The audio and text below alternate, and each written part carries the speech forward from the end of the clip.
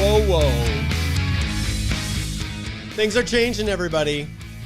What was old is now new again. Back in 2014, 2015, then Minister Jason Kenney, who was the minister over ESDC and essentially the Temporary Foreign Worker Program, realized that young Canadians weren't getting their first entry into the labor market because the various, service industries were all full of foreign workers. At the time, it was the LMIA program. There were Filipino workers that were dominating a lot of the jobs within those positions. And oh man, it was hard because when I went to Boston Pizza and I had my my favorite pizza, tropical chicken. Oh my goodness, did I love that pizza. And the moment Jason Kenney introduced these new restrictions to cap the number of foreign workers to 10%, instantly I noticed my Boston Pizza pizzas were not nearly as good once the Canadians started making them. But it was a reality. And we're now right back full circle to where we were before.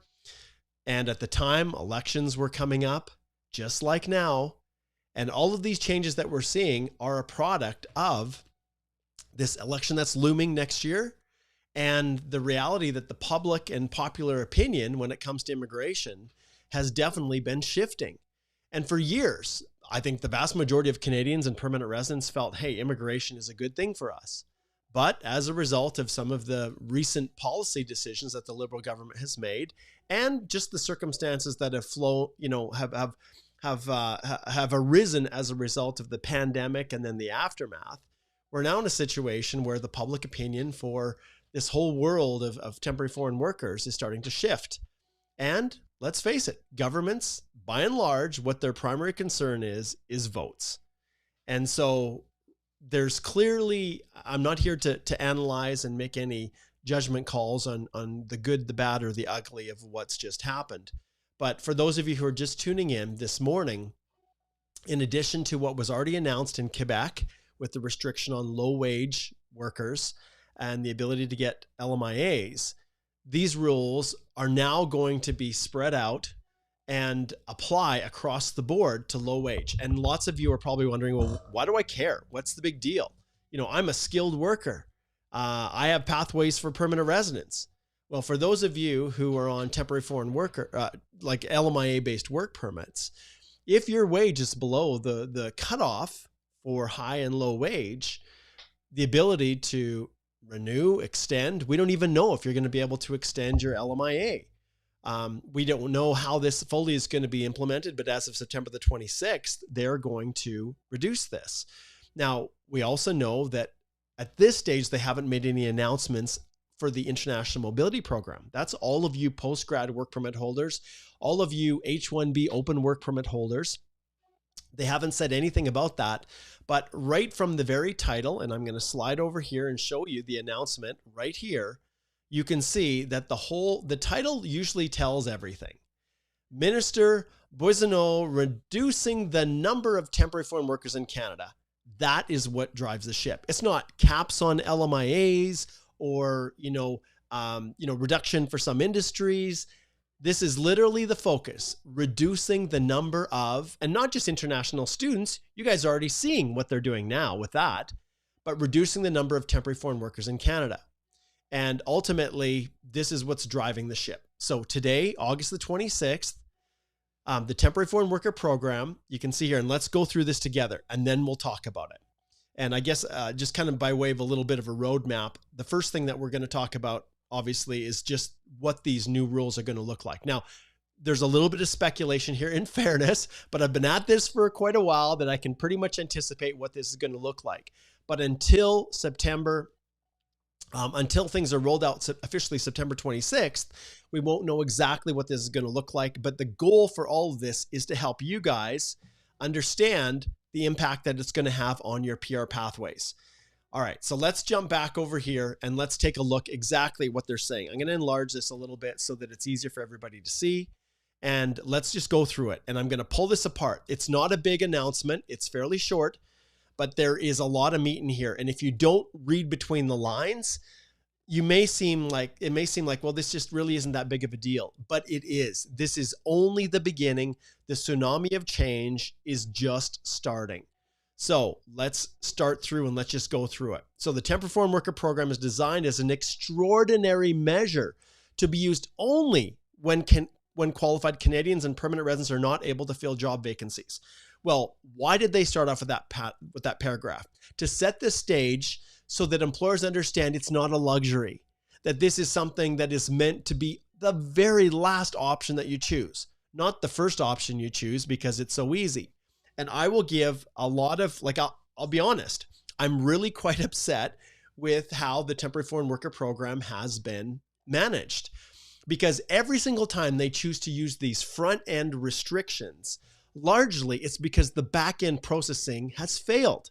And I'm not going to pull up the big Reddit post that Temporary Foreign Worker Officer, I think those of you who are watching are familiar with it, where they basically explained what was happening on the inside with ESDC and the Temporary Foreign Worker Program, and the real lack of meaningful oversight, and the steps that they had taken to maybe do some shortcuts that undermined the integrity of the program. And so when you have all of these LMIAs that are being issued to companies that are not legitimate, or the job offers are not legitimate, well, that's how we run into this situation. And so instead of addressing those issues, hiring more officers, taking their time, really vetting applications, instead, they try to just block the intake. It's the path of least resistance. Just this morning, I had a consult with a couple who paid a lot of money for a job offer, which they felt was genuine. And I shouldn't say they paid for the job offer. They paid the overseas agent who they was handling the process for them. They thought they were retaining a legitimate consultant to help them, and it wasn't the case. When they arrived here to take up the bookkeeping position in Ontario, the company, the UPS franchise, basically said, nope, we don't have any work for you. And obviously this was a freaking scam for the amount of money that they put in, but the couple had no idea. So now they're here. The primary applicant has an LMIA-based work permit for this basically sham company. The spouse has an open work permit, which they can work. They've got children with study permits. So everything they thought they were doing was legitimate, only to come here and realize it was just a freaking scam. And so I'm going to help them. And I hope we can track this company down. I hope we can shut them down. I hope we can get thousands and thousands of dollars in fines against this company. I hope they can sue the agent over in India. I don't know how often that's, works or even possible. The principal applicant is actually a lawyer from India as well. And these are the only things that you can try to do to circumvent this. But this is what's driving the ship here. So these extraordinary measures are a way of the government saying, do not expect this as a right.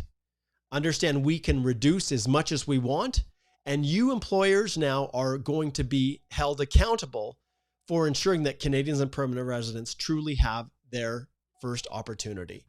And so you can see here, unfortunately, the Temporary Foreign Worker Program has been used to circumvent hiring talented workers in Canada. And you know what? I'll clarify something here.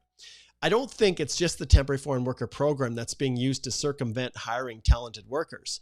The reality is, if I have a business, and let's say it's a McDonald's franchise, okay?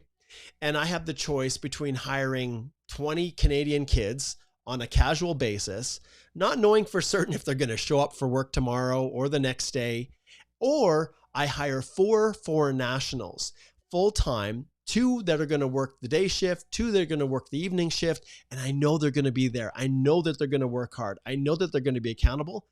What employer in their right mind would choose the former versus the latter? But the reality is right now, it's not just the Temporary Foreign Worker Program that allows employers to hire foreign workers. It's all of you amazing, wonderful international graduates, hard workers on post-grad work permits that have the ability to work for whoever you want. And so I see, more so even than the Temporary Foreign Worker Program, that it's the ranks of the over 1 million international students that then transition to the postgrads that are filling a lot of these positions on open work permits, who are doing exactly what they were, what they expected, to be able to come to Canada, to be able to study, spend thousands of dollars on your education, get an opportunity to work, and then hopefully a pathway to PR. And so you guys are not to blame. You're just taking jobs. You're awesome workers. Who wouldn't want to employ you? But the reality is the pathways to PR, even before this announcement, are just, they're crumbling all around you. We're going to get to that in a little bit, but let's see what's revealed in this discussion. Okay, this is why earlier this month, once again, circumventing, right, they put in this massive block. Minister Boissonnault brought together business organizations, yeah, whatever, you guys already knew what you were going to do. This is lip service, to inform them that the government was considering reductions in access to the program, as well as strengthening compliance measures. Well, that's not the only one. We know that they already did blanket restrictions to Quebec already. And so given the current labor market, and this is always the issue, they always tie it back to how many Canadians are unemployed. And if they're unemployed Canadians that actually want to work, they expect that employers are going to hire them. Now, we're not going to get into whether or not they even want to work and whether or not they want to fill these positions. We won't get into that right now, but that's a reality that you have to take into consideration. You can't hold a gun to someone's head and force them to take a job. Okay. And so they say here, given the current labor market, and to further reduce the reliance, this is key, of Canadian employers on the program. What do they mean by reliance? Well, some franchises literally build their hiring strategy around the temporary foreign worker program and the hiring of foreign workers versus Canadians. And so this is what they're getting at. And this is the same messaging that came from the Conservative Party back in 2014, 2015, when Jason Kenney overhauled that temporary foreign worker program. He said, look, employers are no longer going to be able to use the foreign worker program as a strategy to staff and make their franchises more profitable. They have an obligation to give young Canadian kids their first entry into the labor market. And that includes training them and working with them and educating them as to the nature of the job and helping them and training them to be able to fill it. Because we know often foreign workers come in with previous work experience, they hit the pavement running and they're awesome. And so once again, you can see it's really hard because yes, there are some really great Canadian kids out there that are hardworking and are willing to take and work in crappy jobs. I make my own kids take those jobs, but the reality is there's a lot that aren't interested in doing it. So who's going to do those jobs? So there's a balance here. It'll be interesting to see what the Liberal government does to find that balance. Anyway, so they announced today that the government is taking further action once again, to weed out TFW program misuse and fraud. Once again, I'm going to highlight this. Why the heck do you not do it on the back end when you're assessing applications? When you can identify the bad actors, when you can go to the work sites, take the time to adjudicate it properly. Take the time to enforce what's already there before you take these big public announcements that are designed to give the impression you're doing all this kind of wonderful changes to protect the workers. Well, all of the pieces were already there if you just administered it properly. This wasn't needed. It's all designed to ensure that the employer has advertised, has posted for the positions, and that there's no Canadian or permanent resident available. And if you don't trust the employer or you need to add a site visit in there, then do it. If it means that the processing times for the LMIAs are going to climb and go up, well, who freaking cares? Then they go up and employers deal with it. Versus just saying, we don't care whether you're a good employer doing it legitimately or you're a crappy, crooked one exploiting foreign workers. We're just going to bar all of you. I hate that. That's an example of a program and a department that has not been doing their job properly. It's a scapegoat. And so I feel horrible for all of you legitimate employers out there who are doing things right, who are following the rules, who are taking care of your foreign workers, who are doing everything you can to be an awesome employer, what Canadian employers really should be. And shame on you buggers out there who are exploiting. Shame on you UPS, whoever, employers, you franchises, food service operators out there who knowingly exploit. You know who you bloody well are. You who are creating and selling office administrator LMIAs. Like, shame on you. Man, I wish people would come forward. Man, I wish we could do a better job of just shining a light on the corruption. All right, let's keep going here. And once again, we're going to give you guys time. I've got time today. I'm going to take questions. We're going to, in just a little bit, but I want to make sure everybody understands what these impacts are. So to this point, like I said, we're talking about an overview of what these new rules will look like, and the impact on PR, and then we'll get to some other things in just a little bit. Okay. So this is effective September 26th. So what does that mean? What it means is, as of today, August the 26th, if you have not yet started your advertising for LMIAs, unless you are in any type of a shorter term advertising regime, you are going to be affected by this. So there just isn't time to start posting advertisements right now and submitting an LMIA before September 26th when the new rules kick in. There just isn't time. And so, but those of you who are already in the process of advertising, you better bloody well get your LMIA application submitted before September the 26th so that they're in the queue. And at this stage, they can do anything. They could decide, we're no longer going to process, even though you've submitted your application. Like, that's possible. They can do anything. And that's when they're in this type of a situation, when there's desperation, when there's concern about the legitimacy of the program, concern about what Canadian voters are going to be thinking in the next election, crazy things happen. It's a classic situation in law where bad facts make bad law. In other words, when you go to court and the person who's bringing the action, really, the facts are not in their favor, and you take a federal court, a leave application, and you get these counsel that are, throwing out Chinook as being a reason why the application was unfairly processed. This is an oversimplification, but they never provide sufficient evidence. And then you get horrible binding decisions that are hard to distinguish because the facts just don't align. And so that's kind of the situation here. Bad actors, bad situation, election looming, desperation results in blanket, mass big restrictions and announcements that really, to a large extent, are kind of like a sledgehammer crushing a mosquito. Now, I have to admit that sledgehammer, it's probably not a mosquito, probably not a mouse. Maybe it's a rat, but at the end of the day, this is a mess. And we are just at the beginning. Okay, let's see what these announcements are. Now we're really getting to the meat. So they will refuse to process LMIAs in the low-wage stream. Let's see what a low-wage LMIA is. Let's go here. Temporary Foreign Worker Program. Let's just pull it up, and I think we can identify, just so that you understand what we're talking about here. Let's see, LMIA application processing. Okay, here we go. High-wage, low-wage positions. And then here's what I want you to look at. So when they talk right here about they will refuse to process labor market impact assessments in the low wage stream, low wage is not synonymous with high, like skilled or unskilled. This is purely the wage per hour that you're being paid. So in this case, you can see here, as of April the 2nd, 2024, the median hourly wage is actually $29.50. So how does this impacts any position? For example, in Alberta, where the person is paid less than $29.50. If we go to Ontario, it's $28.39. If we go to BC, for instance, it's $28.85. So any wage that is below that's offered for the position, is considered a low wage for the purposes of the LMIA process. And you can see here, like we talked about before, temporary refusal to process.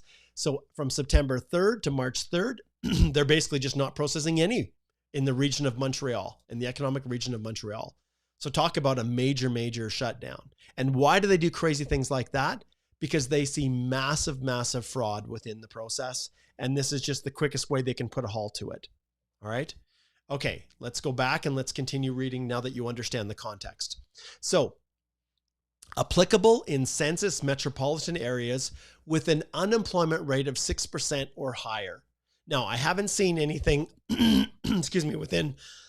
within this announcement as in terms of unemployment rates by region. I don't have that data right here, but essentially, I wonder if we can even, let's see here, unemployment rates, Canada, current. Let's see if we can get something. Okay, current unemployment rates. This is trade economics. I don't know how accurate this is. Let's see, when was this last done? This obviously is not official, but I'm just giving it as an example here. Okay, let's see if we have, okay, I'm going to go back. Let's try one more time here and see if I can find something more official here. Unemployment rates, Canada by region, 2024. Let's go here, Stats Canada, see if we can pull up one. Okay, let's see, cross our fingers here.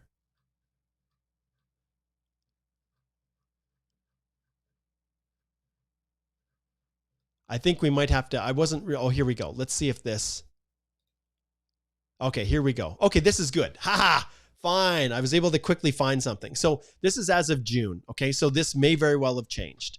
So you can see here, generally speaking, okay, and just to reiterate here.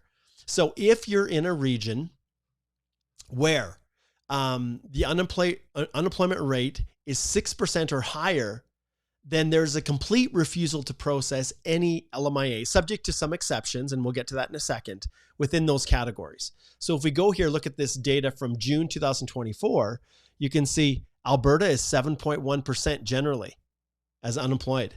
Ontario is 7. New Brunswick is 7. Nova Scotia is 6. PEI is 8. Newfoundland is 9.2. Okay, you can see overall Canada is 6.4. Quebec is under, ironically, as of June, but they're the ones, at least around Montreal, where they completely shut it down. Manitoba is still overall as a province under. Saskatchewan's under, and even BC theoretically is under in some instances. So this is just an example. This is June. It could very well be that this has changed, but that's what we're looking at. Okay, so unemployment rates of 6% or higher. It's a complete ban on any wages that are below the high wage cutoff, this medium wage for determining high and low wages. Okay, so keep continuing down the path. There are exceptions to this. The exceptions will be granted for seasonal and non-seasonal jobs in food security sectors. Do not confuse this with food service. Okay, so the fast food franchises are most definitely caught by these refusals to process.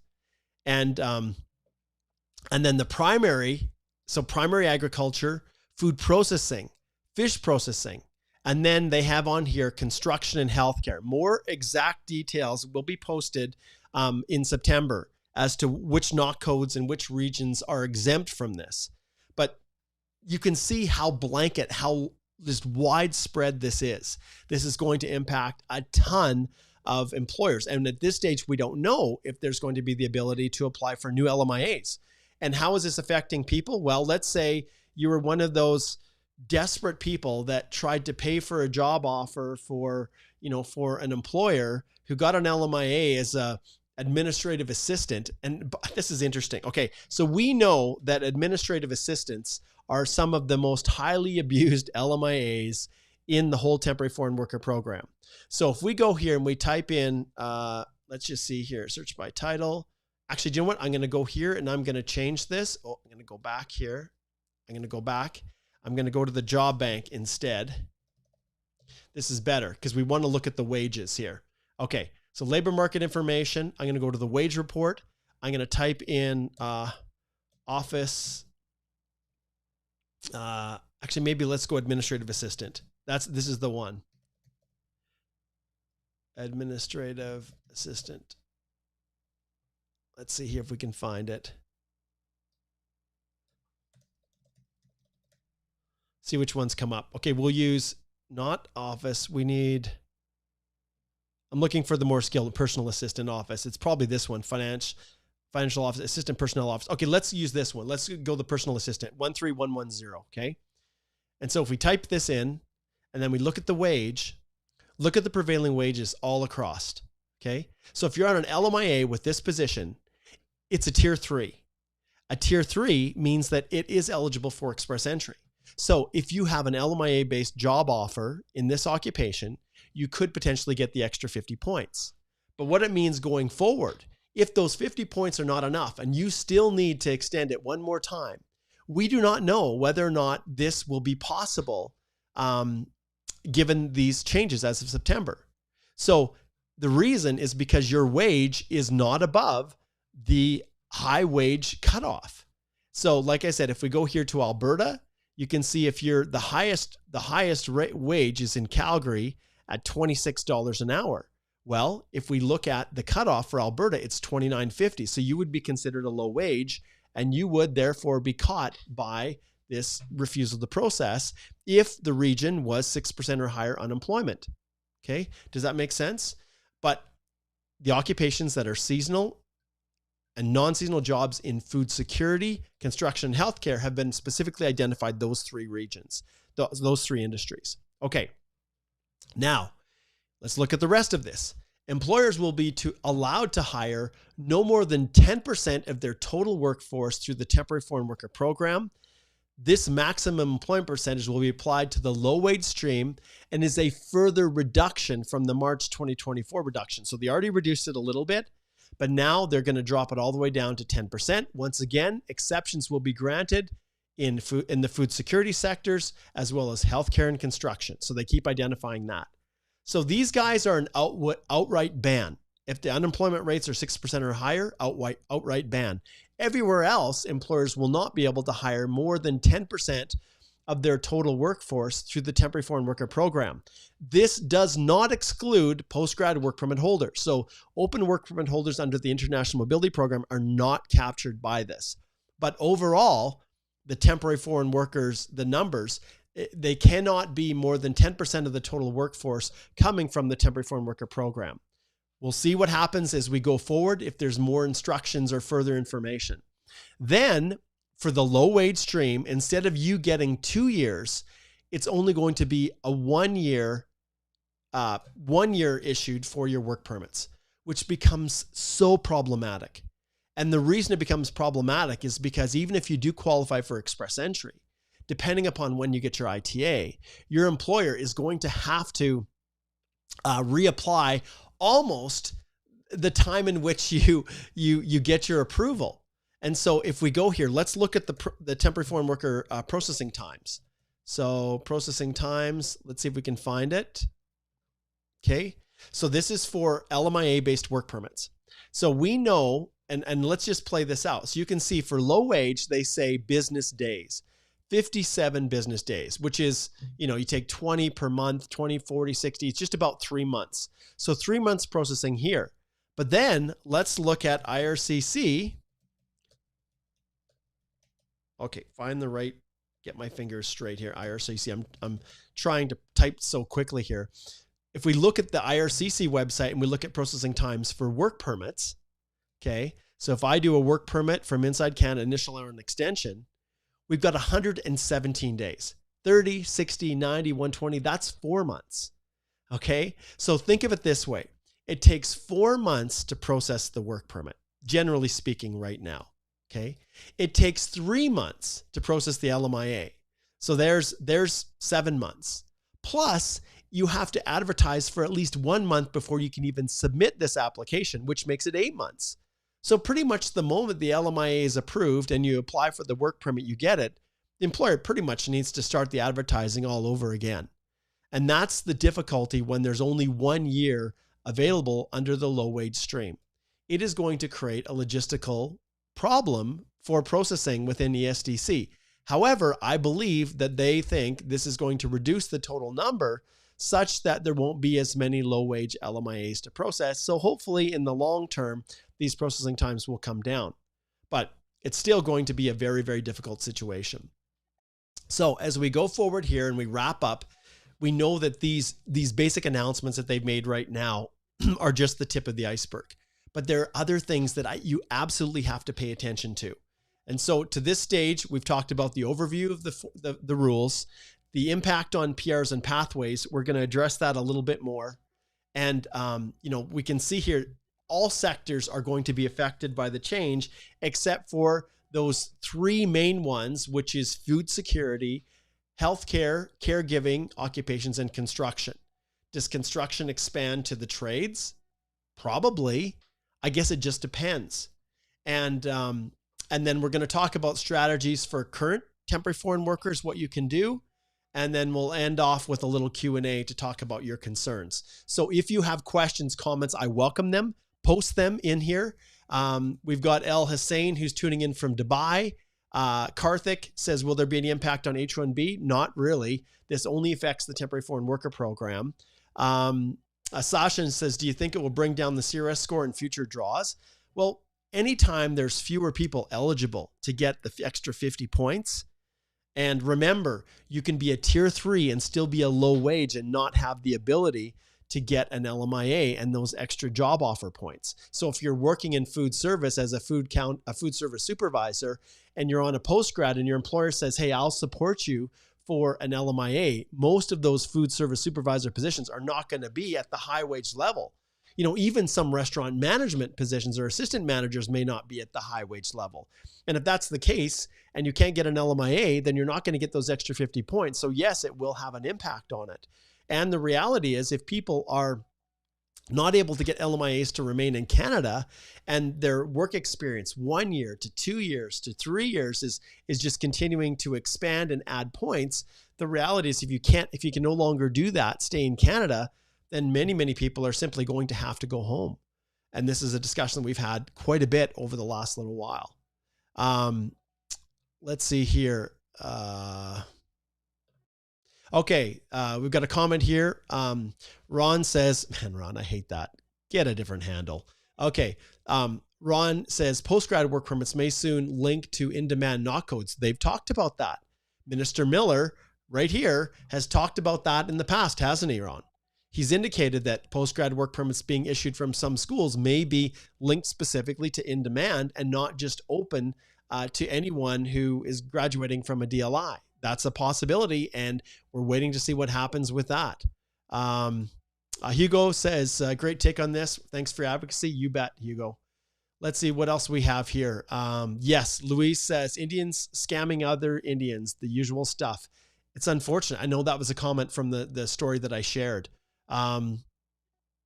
Okay, Sashan says, I see you've got your chat GPT generated or DALL-E generated little thumbnail there. In India, police and government are actually even going extra lengths to punish these people. The rules are not set in stone and they can probably harass them into stopping whatever fraud they're doing. That's great. And I hope my clients will take advantage of that. Anna says the company I worked for stopped hiring people on work permits for longer than 1 year contracts.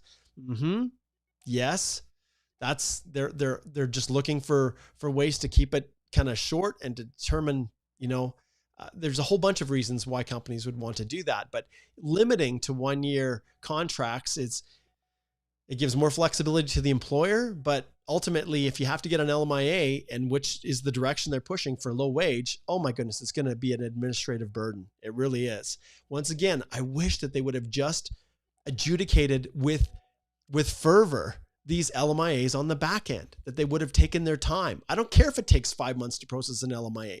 Take your time, vet it, do your due diligence, officers. Don't take shortcuts like we saw in that alleged officer's Reddit post, right? Where they talked about how they just didn't really look in too far into what companies were submitting. That's an overgeneralization. I don't want to get in trouble, but okay. Bill says this is a good change. There is no constitutional right to cheap foreign labor. Well, no, absolutely not. But understand, Bill, the temporary foreign worker program as it exists never allowed for that in the first place.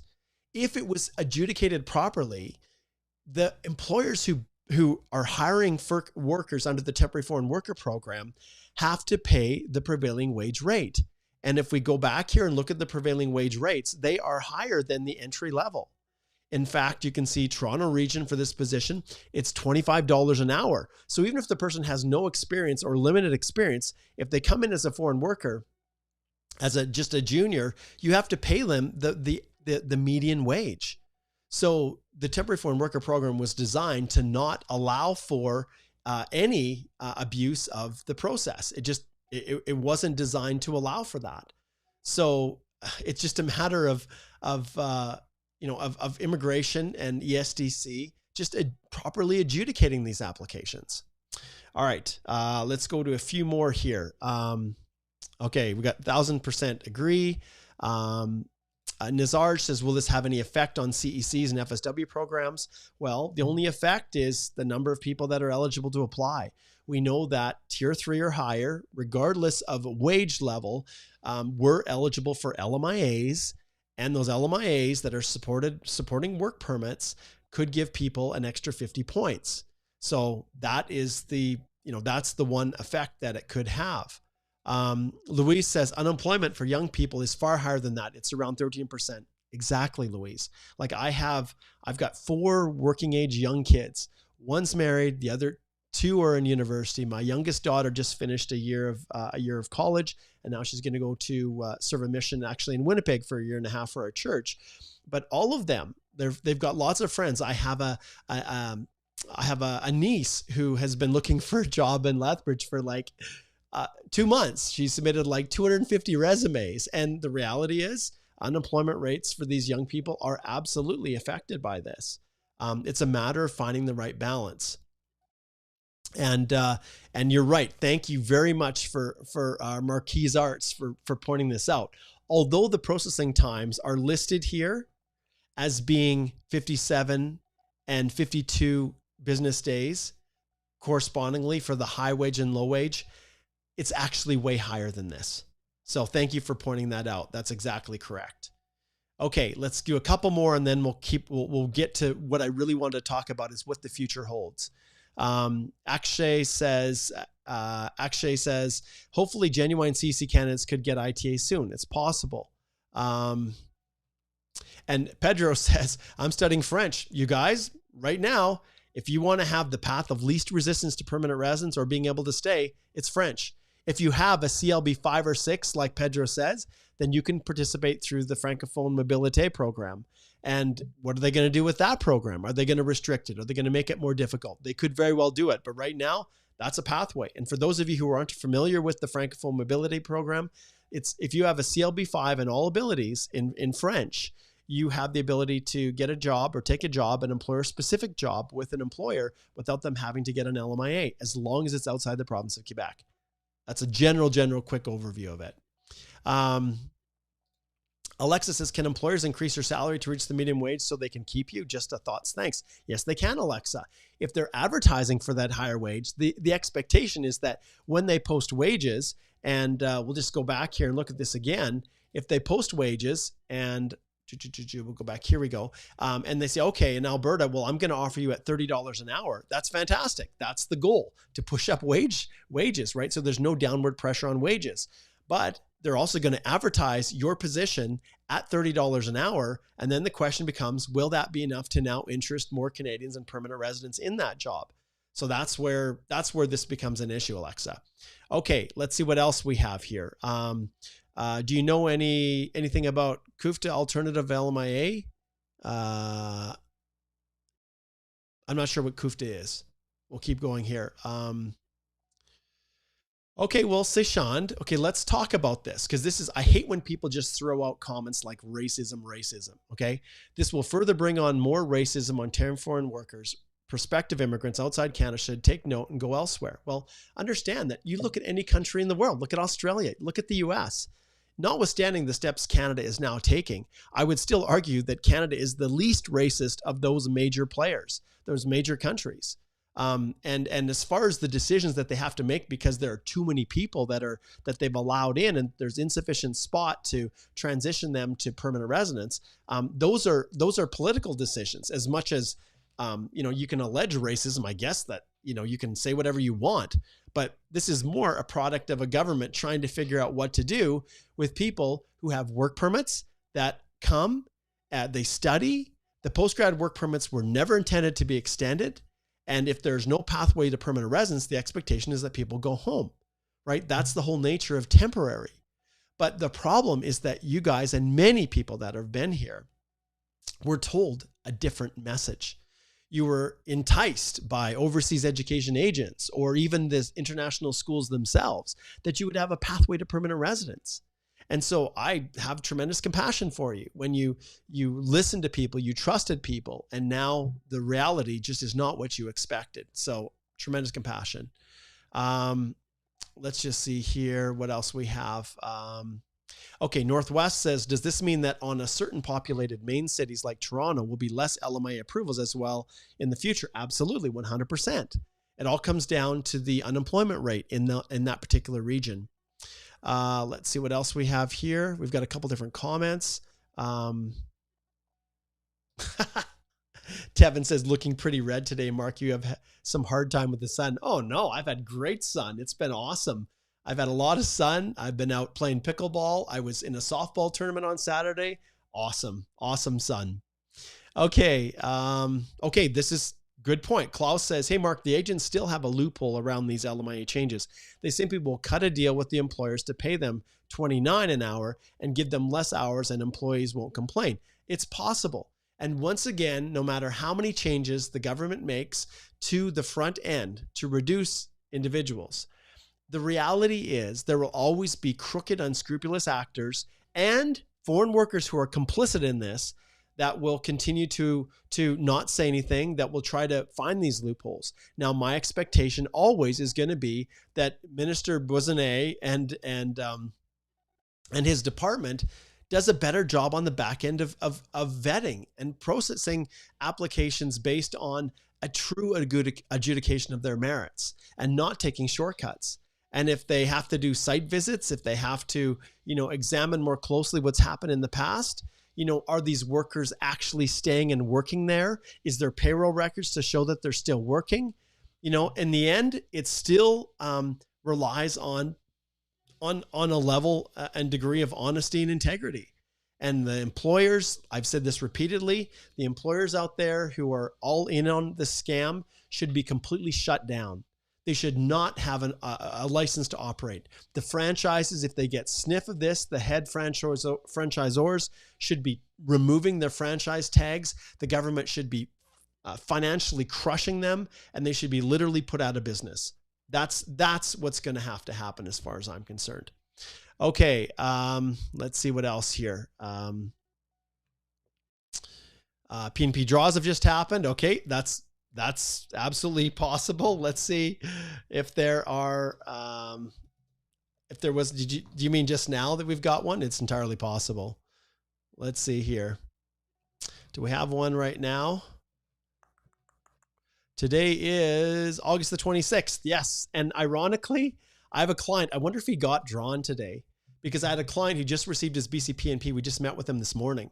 And so obviously when you, ranked required to be invited 1,121 or above, that's interesting because he, and then the CRS score of the lowest ranked candidate.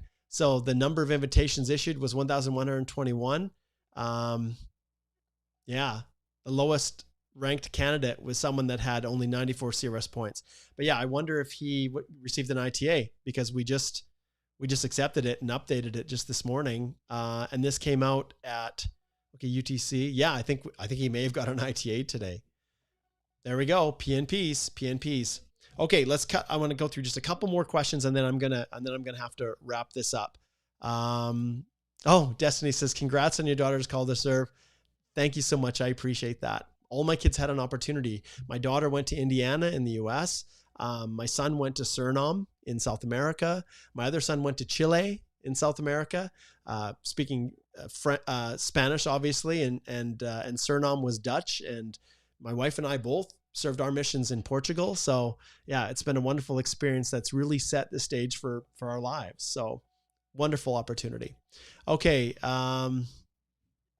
Okay, so we got that. Thanks for that notification about the draw. Let's see. Yeah, Jeff says this doesn't go far enough. Should be 150,000 per year. Yep. Okay, let's see what else here.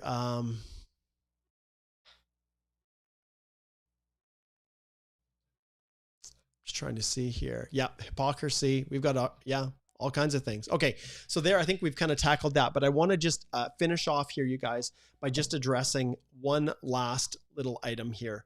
And this is what wasn't laid out. This is what wasn't said overtly. And this is where I want to explain to you what really is going to be happening in the future.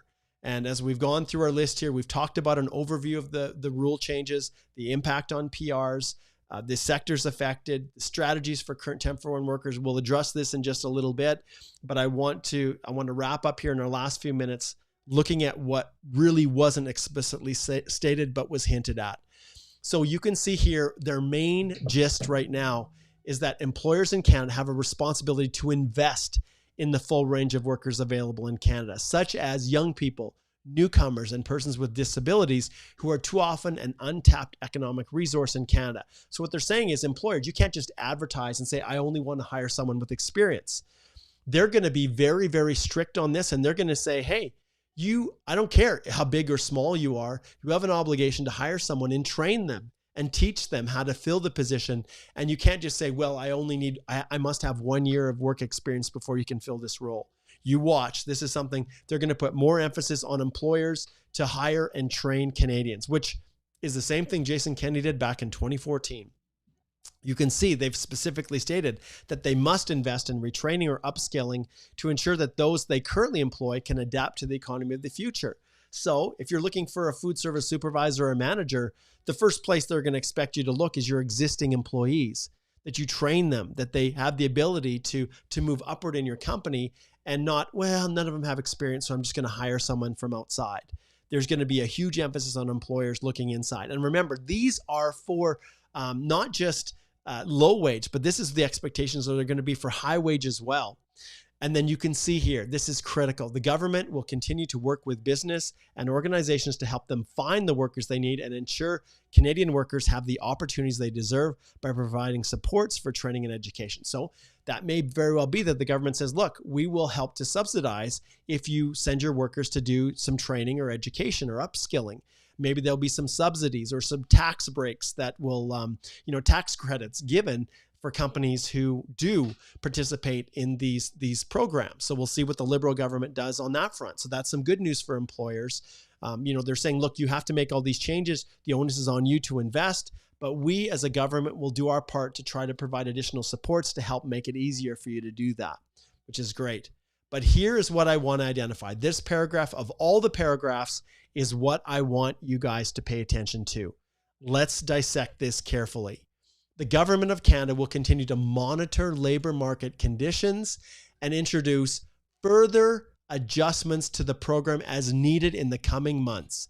Have we heard that before? Heck yeah, we have.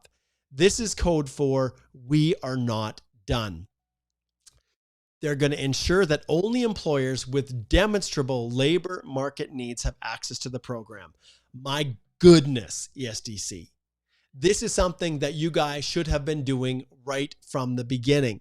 And once again, I'll reiterate, I don't care how long it takes to process an LMIA application, as long as you are properly vetting that application, that employer, doing everything you can to ensure it is legitimate. And the onus is on the employer who's making the case to demonstrate it. And it's too easy for you just to wash your hands and say, well, we can't really challenge it.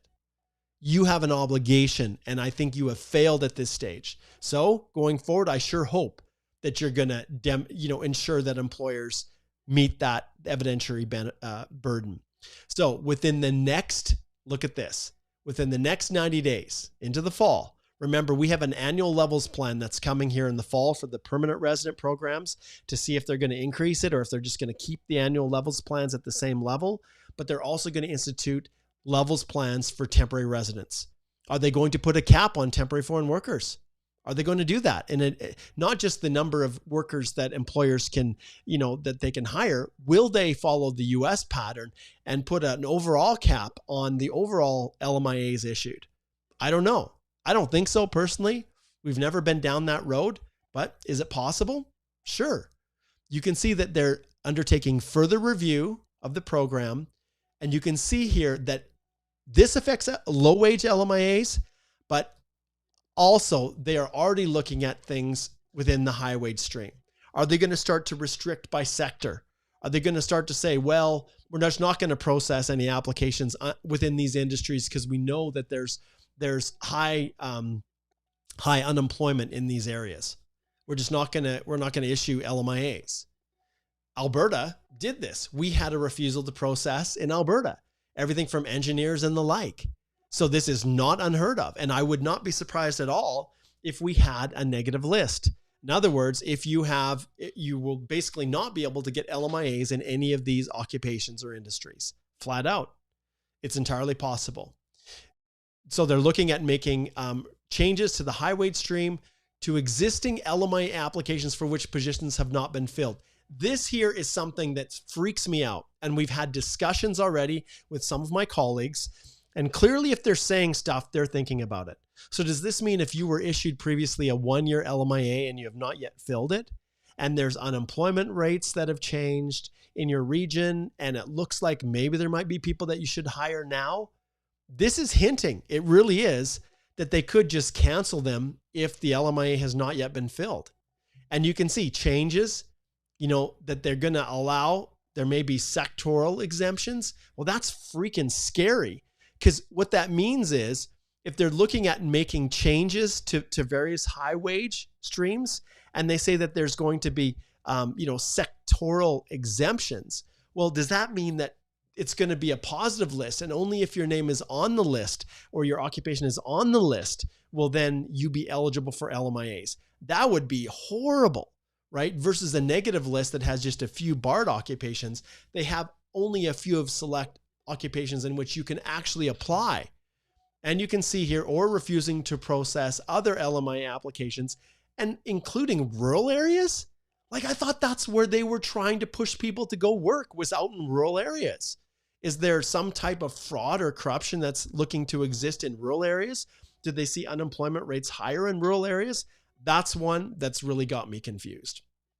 So you can see, guys, I won't go through and, read any of their self-pandering quotes and things like that. At the end of the day, we get an idea of what they're looking at. You can see, as far as the quick facts, you can see unemployment has increased to 6.4% following May and June. So it's gone up.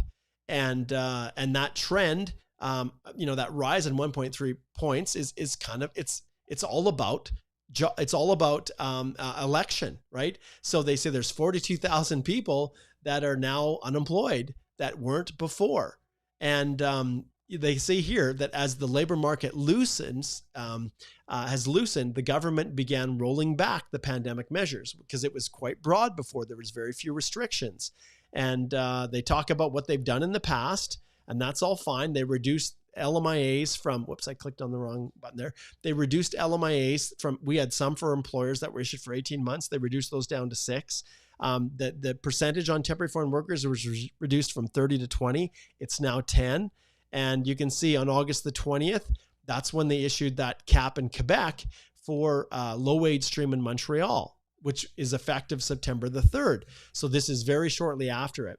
And any wages, once again, $27.47 was the hourly. So anyone below that, there's refusal to process. So this is the world we're in, you guys. And when it comes to temporary foreign workers who are in Canada right now, things are not looking great for you. The reality is, before these announcements, even if you were able to secure an LMIA, it didn't necessarily guarantee that you were still going to be scoring high enough to get an ITA. When we look at the rounds of invitations and we check the most recent, the recent draw right here, and which is, PNP. If we go to the previous rounds and we look at it, you can see here that the category-based draws have become a big factor.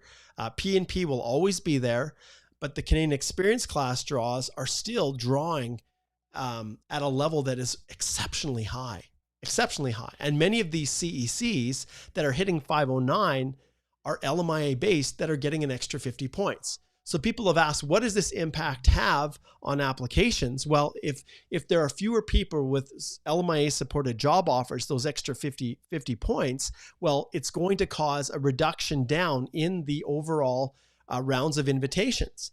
And if as those numbers start to climb down and down, what it means is that people who are unable to secure LMIAs may very well have enough human capital on their open work permits to potentially get ITAs with their Canadian work experience, with their Canadian education.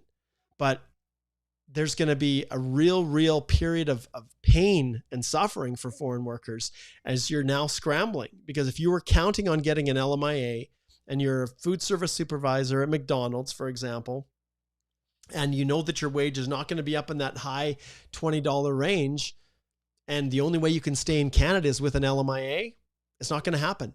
And so what the Liberal government is telling you, what Minister Miller right here is telling you, is that there is not going to be room for all of you, which we've talked about in the past. And that if you are unable to extend your work permit and there's no pathway to permanent residence, you will need to go home. And that is a message that Minister Miller here has been repeating over and over again. And it's one that I wish his predecessor, Fraser here, had been saying instead of, come, there's room for everybody. We love you all. Everybody could see the direction that this was going. And now it's going to be a very painful process. So I still believe that even though they talk about rural, getting out of Ontario and the major centers is going to be critical. Going to places where unemployment rates are under 6% is going to be critical. Taking jobs with your open work permits in more rural areas, going to locations like Alberta, like Saskatchewan, Manitoba, those areas, well, even Alberta with their high unemployment rates. Remember, it's not overall province, it's by region. So just because I looked on the map that I showed you earlier and it showed Alberta overall was 7, the reality is it's by region. So the unemployment rate in Lethbridge may be lower than it is in Calgary and Edmonton, but it's going to require you to move from the larger centers if you want to be able to stay and take jobs in other areas where the unemployment rates are not as high, so that at least that employer, as long as they're not hiring more than 10% foreign workers, may have the ability to keep you with an LMIA. So that's the world we're in. So the advice is just the same as I've been giving all along. You can't rely on staying in the larger centers anymore. You can't, especially where there's higher rates of unemployment, and working in jobs, which I know you often don't have a lot of options, but taking jobs in food service where the wages traditionally are always under that median wage level are just really just not looking good. And also, I want to add one final piece. Do not work for the large banks. Don't work for large institutional clients. Don't work for the government. Don't get jobs for large tech companies who have policies of not supporting PR. When you do, you put yourself in a position where you truly have no options. They won't support your PR other than giving you a reference letter. So there you go. Couple last minute kind of announcements. As always, I think you guys know when it comes to Express Entry that I have my Express Entry Accelerator program that I have been running for the last 6 or 7 years now, as long as pretty much Express Entry has existed. This program, there should be a link in the description below. We do master classes every 2 weeks. And if you have not subscribed to this, you absolutely have to. There's over 10 hours of on-demand content, and you can pick and choose what you need. It has everything in there, sample documents, checklists, everything. And every 2 weeks, I go live where you can ask me anything. And it's in a private group, kind of like a Zoom call where you can pull right up and ask the question live. All the other students learn from the questions that are being asked. But overall, this is something that this has been the single most beneficial thing that we use with our own clients, as well as a way for me to help other people that just don't have the money to hire us directly, but still get direct access to me and all the support they need to have success. Holthe Immigration Law is my law firm. And I don't know if, a lot of you, I think, probably are aware of that, but if it's the first time you're watching, go to our site. We have a ton of resources, blogs, podcasts, the YouTube channel where many of you are watching it right now. And obviously, like I said, that Express Entry Accelerator. So there you go, guys. Thank you for tuning in. I know that we had a lot that we covered today. People had a lot of questions, and there just wasn't possible to get to everyone, but I tried to hit on quite a number. So thanks for watching. Share it with people, and we'll definitely go live again as we hear more. All right, got to jump over to a consult. Take care, everyone. See you later.